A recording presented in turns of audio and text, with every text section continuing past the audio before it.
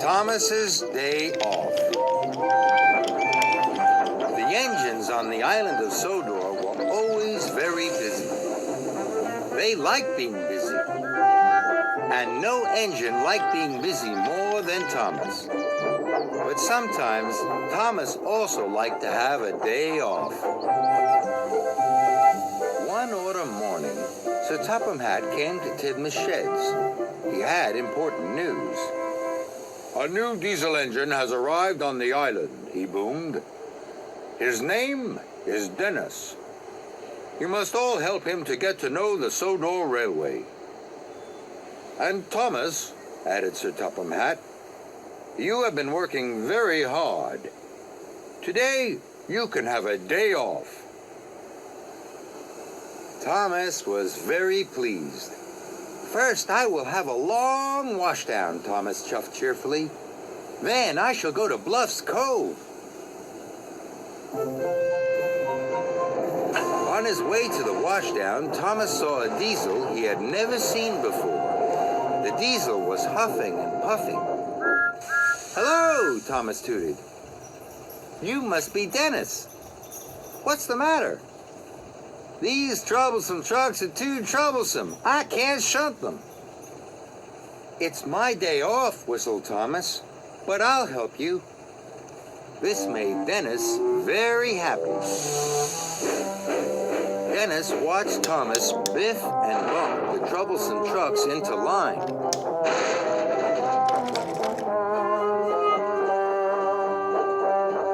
"All done," puffed Thomas. It was hard work, and he was tired. "Thank you, Thomas," oiled Dennis, and he watched Thomas chuff away. Soon, Thomas was covered in bubbles. Shiny and bright, that's what I'll be to start my day right," he chirped cheerfully. Dennis wasn't cheerful. Dennis was lazy. He didn't want to deliver his freight cars of tiles. Then he saw Thomas. Dennis had an idea. He would ask Thomas to help him again. "Help! Help!" Dennis called weakly.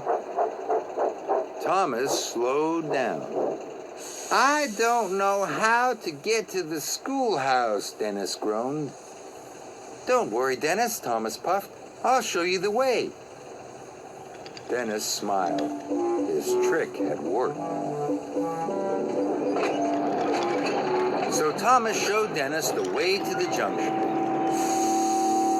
"The schoolhouse is further along that track," wheezed Thomas. Dennis watched Thomas puff away.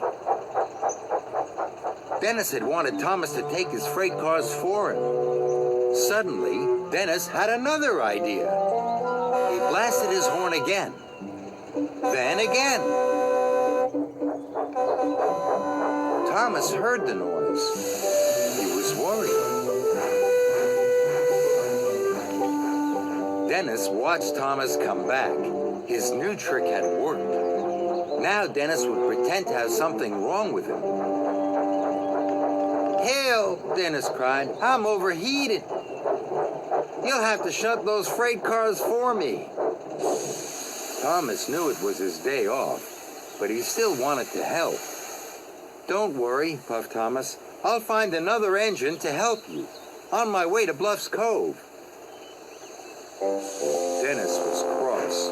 He wanted Thomas to shunt his freight cars. Dennis decided to leave his freight cars. Then another engine will have to take them, he thought.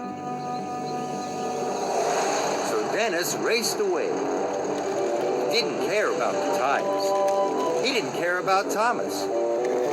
All he cared about was getting far away from his work.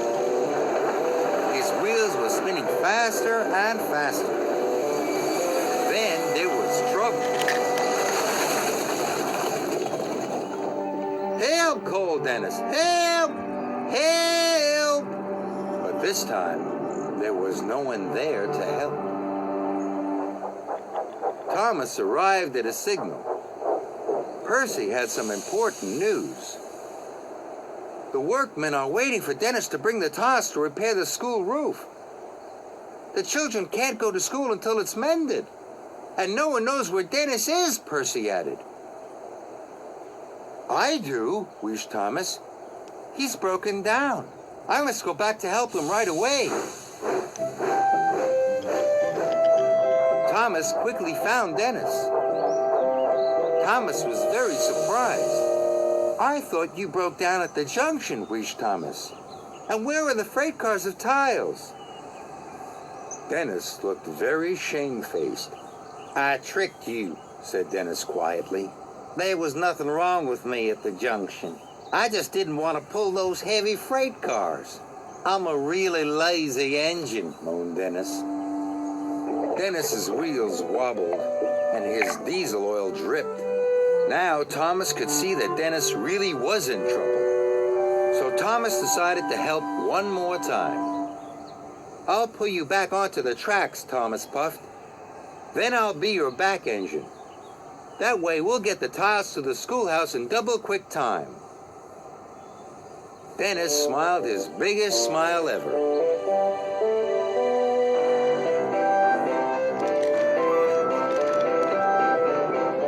Dennis and Thomas finally pulled into the schoolhouse station. Sir Topham Hatt was waiting.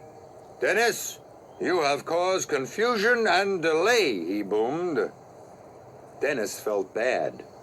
Thomas has shown me that being a really useful engine is much better than being really lazy, Dennis wheezed. Sir Topham Hatt was pleased. Thomas was pleased too. Thank you, Thomas, Dennis hooted. From now on, I will try to be a really useful engine.